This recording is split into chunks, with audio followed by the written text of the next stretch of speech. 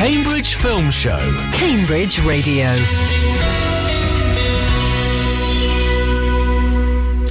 Hello there, and welcome to another edition of the Cambridge Film Show, broadcasting right here on Cambridge Radio across the city and South Cambridgeshire. Due to Strawberry Fair's return, we missed a show, so we have almost a month's worth of releases to catch up on. Will quantity mean quality? Let's see over the next hour, shall we? It does also mean that we have had to save a big release for the next show, so Toy Story 5 will be opening our July. Here in the studio, there is a relaxed and sort of fireside chat vibe today to match the scorching weather outside. We share hosting duties between me, Emma Marchant, Matthew Taylor. Hello. And Mark Walsh. Hello. And what is on our agenda today? We have the arrival on the big screen of He-Man, Skeletor and the gang in Masters of the Universe, and also of YouTube horror sensation Backrooms. Louis Woodall continues his hot streak in Tuna, and the Wayans brothers have dusted off the Scary Movie franchise for the first time in 13 years to go back to where their success started. We've also selected two streamers to cover: Netflix's latest attempt at a rom-com with Brett Goldstein directing himself and J-Lo in Office Romance, and Amazon's pitch black comedy Over Your Dead Body. But let's start in cinemas with the big release of last week, and it's the age-old question of, are we alone in the universe? Maybe Disclosure Day will tell us. What did you steal? Secrets. The data they paid me to protect. Are they people?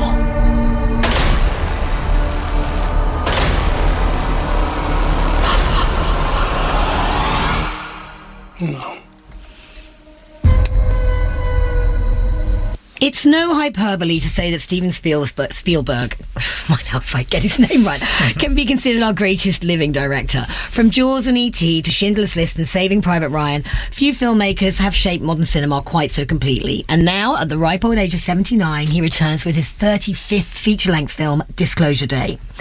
Boasting a cast that reads like an award season wish list: Emily Blunt, Josh O'Connor, Coleman Domingo and Colin Firth, to name, I mean, there are some other names in there as well. Disclosure Day sort of blends science fiction, political thriller and old-fashioned adventure into one sort of grand mystery. When evidence emerges that humanity might not be quite as alone in the universe as we thought, governments and scientists and some ordinary citizens are forced to confront a reality that could change everything. Mark, I'll come to you first. I felt that this sort of arrived without... We're living in a time, I think, where films get so much fanfare before they land. So many, so much press to it, all this kind of thing. This, to me, felt like a fairly soft open in a way, much less flashy than, let's say, The Devil Wears Prada 2, Emily Blunt's last film.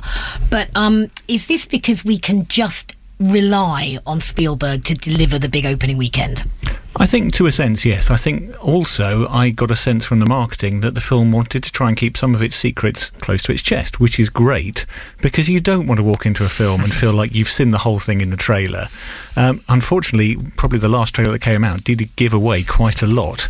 So it held a hand for as long as it could, and then kind of went, actually, we're not convinced people are coming to this. Here's a load of cool stuff that you should watch in the film. You're right, because I didn't see that trailer myself, actually, so I was really I was quite in the dark when I went in there. Yes. I mean, whether that made a difference in the grand scheme of things or not, I don't know. What's come out, I think, in the discourse online subsequently is that there's a kind of generational divide. Those people of, shall we say, the vintage of those three of us in the studio. I think we span a certain amount of ages, but we are all of a generation where we would have grown up on Spielberg, and those people who are younger than us, who did, Spielberg is not a formative influence in their filmmaking in the same way as us. When I was growing up, it was Raiders of the Lost Ark. That was the first film I ever saw at school on video. We had a special day when they brought it in on a big TV in the hall. Jaws was one of the first horror films I ever saw. All of those the first film I ever saw by myself in the cinema was E.T., and I still remember just the weeping. I am sure copious weeping at the age of 9. I am sure in the 14 years I've been doing this show, we must have at some point discussed the fact that my family maintain I cried my eyes out watching E.T., and I will have none of it. But these are all formative experiences, and also probably the film which we watched most on video, having taped off the to TV when we were kids, Close Encounters, and that is the real touch point for this. It is, that evolution, that was the way in which we saw these things in the late 20th century. This is now how we see these things in the 21st century. It's wonderful to have new Spielberg on the screen. It's slightly less wonderful to have the script from David Koepp that he's been saddled with to try to bring. And I kind of get what they're trying to do here, because what they're trying to do is all these conspiracy theories which we've had, Roswell and all the various other things. Imagine that they are in some sense real. So this is the universal theory of how all these things actually make a bit of sense. And I don't think it's spoiling too much to actually say that, particularly because the last trailer gave a whole load of it away anyway. But the ways in which it tries to make sense of that aren't always convincing. And no amount of Spielbergian magic sprinkled over the top is going to hide deficiencies in logic or the propulsion of the script. I was thinking of a couple of other Spielberg films when I watched this. One was Minority Report, because when I saw people talking about this, they talked about this sense of constant movement and propulsion, this energy that the film has got. Whereas I feel that Minority Report has that, and this doesn't quite to the same extent. Not for me, anyway. The other weird comparison, which I completely get, is The Post, the Tom Hanks Meryl Streep film about the true life newspaper story. Yes, because when it comes to the actual sense of the disclosure of this information, which is the purpose of the film, it seems to go very much into that similar kind of world of the way in which TV functions as an entity, and I don't think it's particularly convincing with that. Again, I don't know it's spoiling too much to say hypothetically, if we were to turn off the radio today and go out and find out someone had said there's aliens, we live in a world where a third of people, or something ridiculous, don't even believe the world is round. Mm-hmm. To take information like this at face value. Right, I'm gonna come out. I'm gonna throw it over to Max. Well, we've all got things there. I think I liked it more than Mark did. I think I quite like, because this is quite an interesting narrative.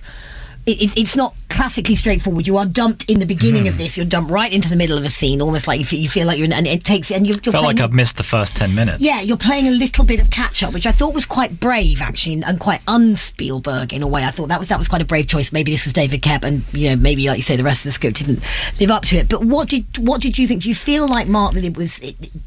I think it was definitely style over substance for me. I thought there was some fantastic set pieces, like that opening kind of wrestling match when you've got a sort of tense kind of information exchange happening, and sort of Josh O'Connor's there looking very furtive. Like that's all great setting, but I just felt like I didn't care about any of the characters. Like, you've got this awards season lineup of actors, but they're not really given anything interesting to do, and I felt like so many times characters were just acting in service of the plot, and I believe it several times characters would just say, I don't know why I'm doing this, before just doing exactly what they needed to do to progress the plot. And all of the disclosure stuff kind of is loaded in the back third, and the first 2/3 is just a chase essentially of characters that I struggle to care about being propelled by magical MacGuffins. I mean, I've no issue with it being kind of paranormal, but I didn't really understand why characters needed to have kind of mysterious powers, and there's all sorts of jargon being dropped around, and it felt like a real misfire for me. Although the set pieces were phenomenal. I think some of the actual mechanics of the chases, and sort of one scene where they're driving along beside a train and the car's kind of being sucked underneath the train, and that felt very in the end. I felt there were Easter eggs in there, particularly like you say, Mark, for the older audience. There's great spectacle, but it's not a film I'd ever want to sit through again, because I just didn't care or really identify with any of the characters and what they were doing. I really feel differently. I felt it all added up by the end, and I would actually quite luxuriate in seeing this film again, knowing exactly where it's going and knowing where you are to focus. Because talking about the performances, I used the word, you say award seasons, you could equally almost say ubiquitous. I feel like Emily Blunt, Josh O'Connor, and Colm Domingo in particular are virtually never off my screens at the moment. They are some busy guys. Did anyone stand out for you, Mark? For me, it's Emily Blunt. If she is not in the awards conversation next year, something has gone seriously wrong, because she is phenomenal in this. that hyperbole of talking about sort of career best performances, but this is up there with anything she's done. And Spielberg in interviews was saying how much they knew she was an asset to what they were doing, and he was absolutely right. She has so much to do in this. She has such a range of emotions. She has to try and process what's going on as she's going through the film herself as well. She is the absolute standout. It's not to diminish anyone else, because Josh O'Connor, Colin Firth, Colin Domingo all do fantastic work for what they're doing. I'm not sure. I felt like I wasn't sure. Colin Firth, I felt, was maybe slightly miscast. I sort of got a Kenneth Branagh popping up in. I think I enjoyed Colin Firth the most. I mean, he's sort of playing against type almost as the villainous kind of head of some mysterious agency. But I enjoyed his kind of psychic interrogations of characters. I thought some of those scenes were the ones that engaged me the most. Well, I thought it wasn't afraid to stay on scenes for a long time as well. I did think this is a measure film. It's 2 hours 25 minutes. It's not short, and I do think there is that sense. And maybe this comes with the maturity and with the fact that this is a director who's been doing this for many years, and so he's not afraid to. We're going to be talking about. We're going to go from the sublime to the ridiculous, aren't we? We're going to be talking about Backrooms, directed by a 20-year-old next up. I would also say I went with James, my husband, and we took his niece and her friend, who are 17. I'd say they were interested. They didn't sort of get the message that I thought they would have done at the end. I think they were like, I'd never like to see an alien. And I was like, I don't think that's what we're meant to be taking away from I think I was struggling with what the message actually was by the end. It's ambiguous. There's also a bit of a discussion about faith and religion, because Eve Hewson's character is a nun who has left the monastery left the order. That. It feels like there's something meatier there to go at that the film is shying away from for fear of losing the propulsion in the plot. Well, maybe also for fear of losing a segment of your your sort of key Middle America audience as well. I mean, people are struggling to get people into the cinema anyway, right? So maybe you've got to be very careful when you step on kind of tricksy topics which could upset perhaps some of the, particularly as you were saying, the core demographic of Spielberg fans are going to be sort of 45 plus. Yeah, I feel somehow there was a way of handling that material better. Spielberg at his best, from Raiders of the Lost Ark to Minority Report, is so good at imparting information, expanding characters while keeping everything moving at the same time. And there've just felt a few occasions when everything had to grind to a halt in this to get another dose of exposition. And in particular, Colman Domingo's character, who just occasionally pops up, says something he couldn't possibly know, or have some piece of magical information. But doing it in that marvellous manner that he does, so he is very compelling. He's very whenever he pops up on screen, you're thoroughly into him. I think I enjoy, and also I think West Side Story was one of the most criminally underappreciated films I think of recent years. It sort of came out during COVID.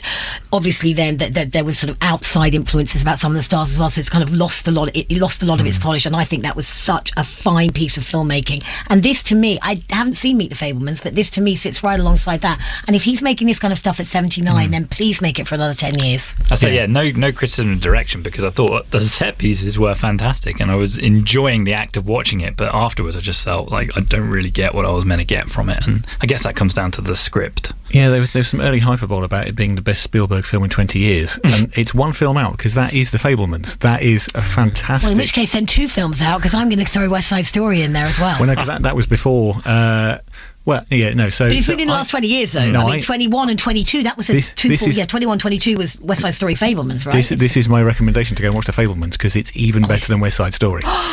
It's hard to believe. And I did enjoy The Fabelmans as well, a lot more than this. I would say, of all of Spielberg's catalogue, if I was ranking purely on the direction, then I would comfortably put West Side Story in that top 10. But The Fabelmans, because it's autobiographically something really special, this is something a bit pedestrian. It's an average film with incredible Emily Blunt and great Spielberg. And elevated, which makes it then more than average. So I think we should say that we do recommend, and I do recommend going to see it at the cinema. I mean, it's on in the IMAX. I didn't see it in the IMAX. We saw it in just Sound of Cinema, and it was beautiful. In a wasteland of sequels and remakes and other properties, we should at least applaud a studio willing, although it has to get Spielberg's name on it. Unless you're called Spielberg or Nolan these days, you don't get an original film into cinemas in the summer. But let's be grateful that it happened, and hope that, if he goes on to Clint Eastwood, age Stephen's still got another 10, 15 years to go. And it does require you to keep up. Like it's respectful of it's the an intelligent audience's intelligence. It's an intelligent blockbuster, and I think you can. And I think people have taken away different messages from it. It does. It has a deliberately ambiguous ending. It doesn't spoon feed you stuff. And like I said, I found that narrative. I thought there was narrative propulsion there. That is Disclosure Day, and it is showing at all the Cambridge cinemas, and it is a certificate 12A. Over to Mark for the next film. Well, you mentioned the ages of Steven Spielberg, who's currently 79 there, Emma, and Kane Parsons, who is the director of our next film, who's just turned 21 this week. Let's not forget... Legally allowed to drink. Spielberg was 24 when he made Duel. So, you know, who knows what Kane Parsons will be doing in years to come. What he's done for us now is Backrooms. I found something. In the store. Okay. What did you find? The place.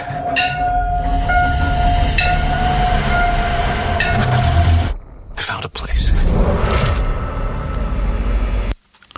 Following on from the success of other YouTubers, including the Philippou brothers, who gave us Talk to Me and Bring Her Back, and the recent success of Curry Barker with Obsession, another director who's making the transition from the video sharing service to the big screen is Kane Parsons with Backrooms.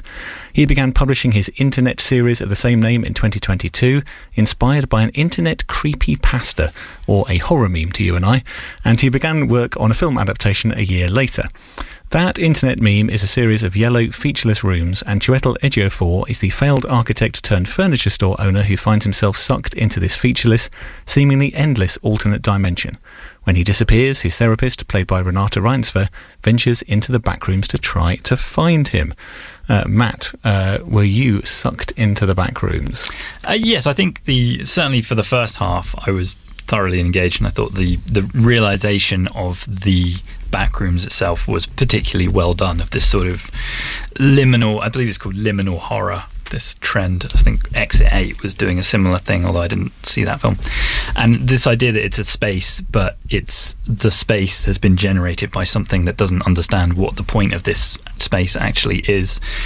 Where I think it falls down a little bit is it is too concerned with actually making the story make some sort of character-based sense. And I think the original ideas of the Backrooms comes from kind of video game logic, where if you go to the edge of what's been programmed in a video game, then you can kind of clip outside of the walls, and then you'll be falling forever or stuck infinitely. And the original, at least in my understanding, of the Backrooms was the edge of reality, where if you go to the edge of the simulation that is reality, you may find yourself on the outside of it with no way of getting back.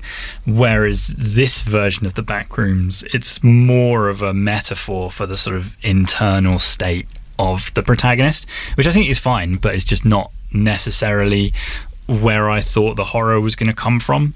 And the horror that I was kind of looking for was this kind of infinite, never-ending, confusing space, whereas Chiwetel Ejiofor's character, he kind of is able to navigate the Backrooms kind of at will. He sort of is, at least for part, able to come and go as he pleases, which I thought kind of undermined what it was all about. But certainly that first half really had me going with the mood and the ambience, and the ending didn't quite work for me. But overall, it's a really, really good experience. I'm really glad I watched it in a packed cinema screening. Emma, horror seems to come in very many different forms these days. Was the form that this turned up in appealing to you? Well, I am notoriously quite a horror wimp. Not as bad as my husband, but I'm not great. But I took my son, being, again, 19, and his girlfriend, who are, he was aware of the lore of the Backrooms behind it, if you like, and, they'd heard about it. Yeah, I did. It's not really... It is a horror film, and there are certainly some horrific moments in it, and I think there are things that stay with you. There are certain images that have stayed with me for quite some time after this. But I think I'm really with Matt on this.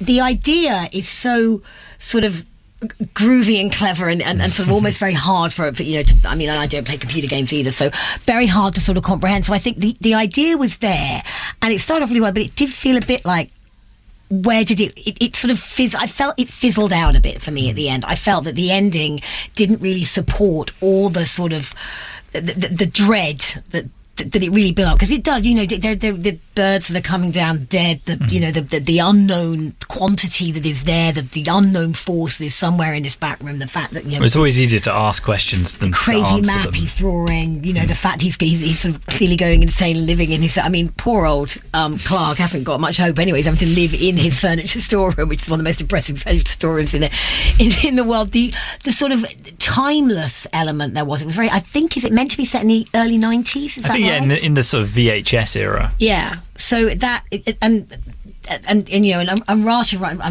Reinsford talking about sort of people who are not ubiquitous but awards, she is very much the darling of the indie world, and I think the performances were great. I really enjoyed Lakita Maxwell and Finn Bennett, as well as the shop assistants who sort of get dragged into this at the very beginning, and you see Mark Duplass pop up, at which point Miles went over and went, well, nothing good's going to happen with him, is it? Which you may or may not know.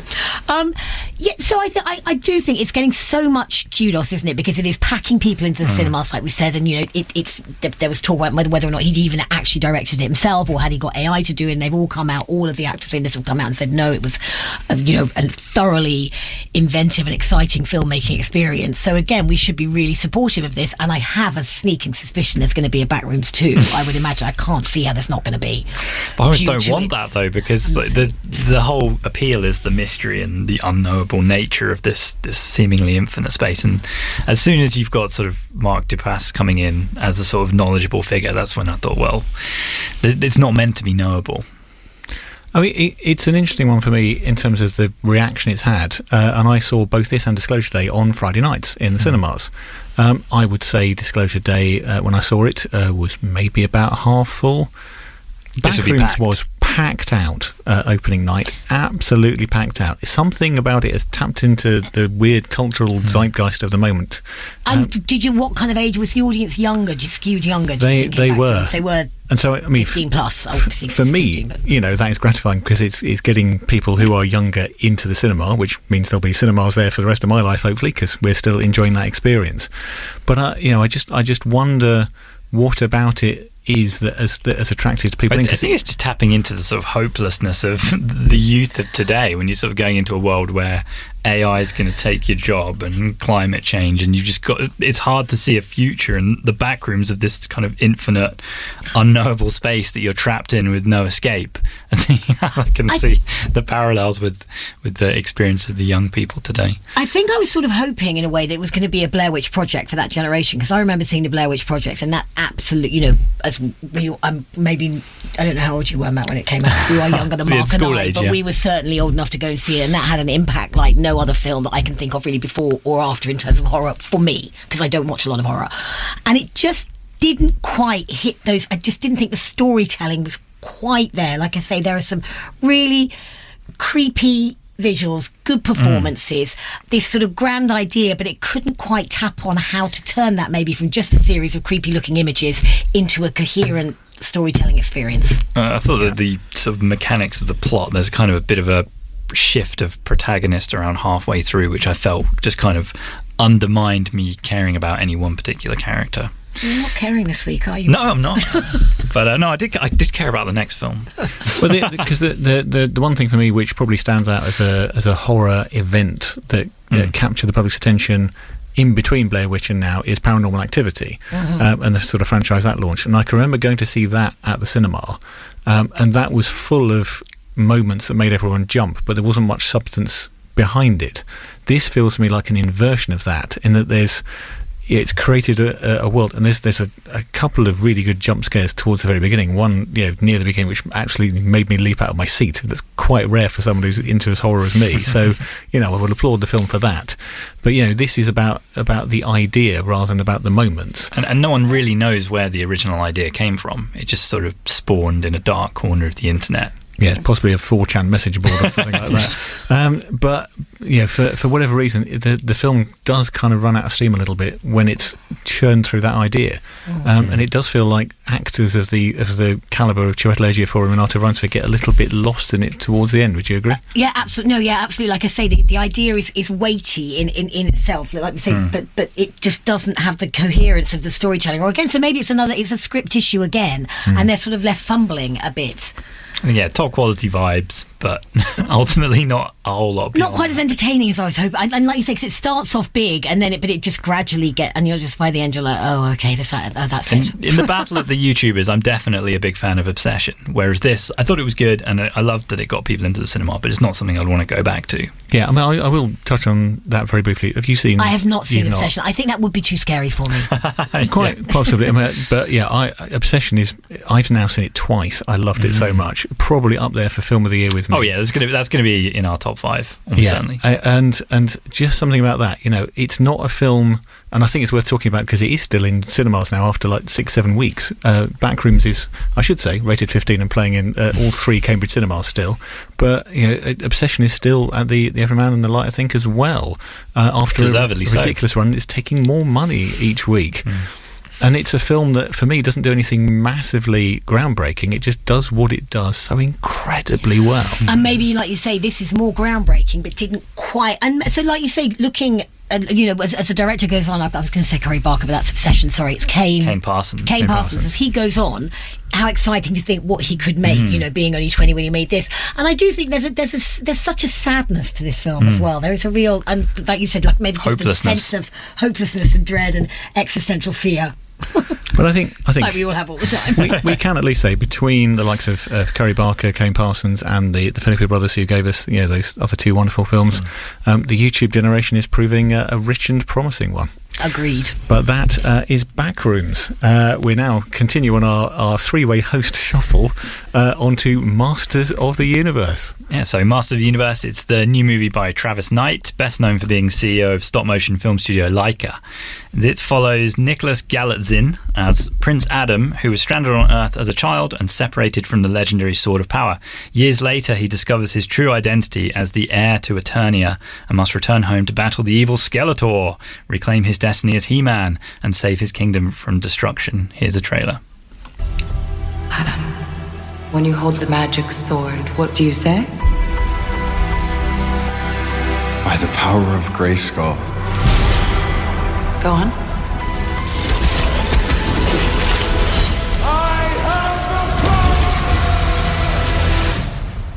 Now you're ready.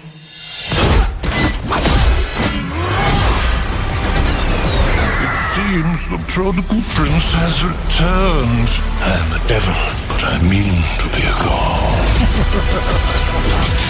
So, He-Man and the Masters of the Universe, as it was originally called, was released in 1983 and has not had a huge cultural profile since then, barring a couple of Netflix revivals, which were given mixed responses by most people. So, Mark, who exactly is this reboot for? It's an interesting one to try and answer that, because I took my wife's nephews, who are 14 and 12, to watch this. Do they care about He-Man? I wouldn't say they necessarily care about He-Man. I mean, their dad had shown them a few of the episodes of the sort of original series. They informed me there's been some sort of remake since, which I was completely... There's a Netflix show a few years ago. Yeah, I was completely unaware of, but they'd seen bits of that as well. So they're aware of it as a brand. But it's no Barbie, is it? It's not, and it's not something you'd necessarily be invested in. So the film, in that sense, has got to work harder to try and get you actually actively engaged with it. What it's absolutely unwilling to do is take itself seriously in any way, shape or form. And actually, I think that what, for me, makes it, you know, very watchable. Well, when you have characters called literally Fisto and Ram Man, how can you take that seriously? Well, you see, this is the thing that I think Harry and Freddie, to give them a bit of a shout out, are at an age where I'm not quite sure if they get the innuendos with that or not. It's not exactly subtle. Oh, it's not. It is, sorry, Ram Man, rammed home rather repeatedly, especially the Fisto jokes, which go on for quite some time with the 2 hours and 20 minutes. It felt quite gratuitous to me. It's like, it's kind of funny once, maybe. Yeah. It may be sort of the Cape Fear episode of The Simpsons rakes principle, with Sideshow Bob stepping on the rakes, that you keep doing it often enough, eventually it'll come round and be funny again. I don't know if I necessarily got to that point. No, I don't think I did either, but I will say that this, I went in with quite low expectations, and it probably exceeded them, and I think in the sense of what audience was it playing to, I think all three of us at 12, 14 and 52. But it has struggled to find an audience, hasn't it, unfortunately? Well, it has, and I think it is, again, that brand identification. And I do wonder about the wisdom of calling it Masters of the Universe, because the brand is He-Man. Or Him Man. Indeed, yeah, I very much enjoyed that joke in the trailer and also in the film itself. And yeah, I don't know the reasons behind why the reticence is to actually call it He-Man. He-Man and She-Ra were the well, it TV almost series seems growing a little up. bit embarrassed by the silliness of the source material, because it struck me as the whole reason of having him go to Earth rather than live on Eternia was to give this kind of way of contextualizing all of these ridiculous character names as this is what a 10-year-old boy came up with. And they're not actually called that in universe, which I imagine is going to annoy people who actually do like the original source material. But it does that. But then Evil Lynn is called Evil Lynn. That's not a name that Adam has given to her. She's just called Evil Lynn. So it jumps through all these hoops to try and justify things kind of pointlessly. And similarly, the journey back to Earth seems entirely in the serving of just giving Dolph Lundgren a cameo in a gym, because of course he was the original film He-Man back in the 80s. No, I feel like it also served to give Prince Adam a job as an HR rep and sort of give him the power to actually talk about his problems and feelings. Yeah, which was, I thought, quite an interesting way of going about things. It comes to a point in the middle of the film when it's basically the action has kind of stopped for a bit, and the film is effectively an HR consultant talking to an aging Idris Elba about his alcohol problems. And it's a weird flex for what is attempting to be a light summer blockbuster. And I wasn't really sure how we got into that place, but thankfully the film gets out of it reasonably quickly. You've attracted, again, a decent cast. I mean, I'm going to mention the likes of Idris Elba as Duncan. You've got Alison Brie, who's Evil Lynn. She was fantastic, I thought, playing off Jared Leto, who I also thought was putting in a really good performance. I was about to ask that question. How is Jared Leto I thought he was brilliant. redeemed himself? Well, I think because he's effectively doing the voice and motion capture, you never see Jared Leto's actual face. I'm nothing against his actual face, but Skeletor... It's been in a few pretty bad movies recently, though. It has, but Skeletor is Skeletor. You want something that looks recognisably like Skeletor, and in that sense it delivers. He's doing a slightly weird accent, I felt. Murray was sort of a Mark Hamill's Joker voice. Yeah, a slightly overly British in that sense, but it worked. I think lots of things about this kind of work well enough for it to get by. Do they work well enough to sustain it for 2 hours and 20 minutes? Can I ask a question? Nicholas Galitzine, I've only really seen him in sort of frothy rom-coms on straight to streamers. I'm trying to think of what he... Oh, and of course he was in A Sheep Detective. He's very good in A Sheep Detective. He carry... Similar colour hair. Is he a good He-Man? I think so. I think he's not your sort of typical macho action hero, which is what I thought they were doing with the whole... He's also an HR professional who wants to talk about feelings.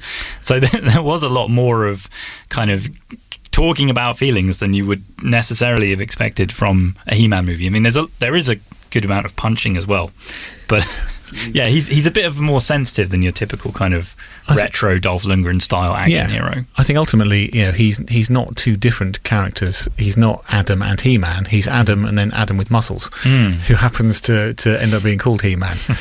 But actually, that probably works better. So, yeah, I think in terms of changes, I was happy with that. The film I had in my head before I went to see this most was the Dungeons and Dragons film, which I also loved a year or two ago, and I was hoping it would have that similar sense of kind of constant fun. For me, it wasn't quite at the same level. Yeah, I think that's fair. I think maybe some of the action scenes did genuinely impress me. I thought some of the character designs as well, particularly Trapjaw, who's one of the sort of evil henchmen. I thought his character design looked quite nasty and imposing. Yeah, I also quite enjoyed. You got the token robot, Kristen Wiig playing Roboto, who gets some of the best lines of the film. Yeah, there's fun to be had here. You've just got to be occasionally patient for it, I think would be my assessment. Yeah, I think that's fair, and I'm very disappointed that this hasn't found more of an audience, because I was thoroughly up for seeing more in this universe, and certainly more from Travis Knight, who also directed Bumblebee, which I think is the best of the Transformers films. But yeah, unfortunately, with the budget that this has had, unless it's a mega smash when it goes to Amazon Prime, do you think we're going to see more of this? I think it might be one and done, but at least it was moderately enjoyable while it was here. I mean, I'd go further. I really thoroughly enjoyed it throughout, especially Jared Leto as Skeletor. But yeah, if you are interested, it is still just about showing at the Light, and Masters of the Universe is Certificate 12A for moderate fantasy violence and repeated innuendo. I feel like we've already asked this question on the show today, but we'll ask it one more time because it is appropriate. Do you like scary movies?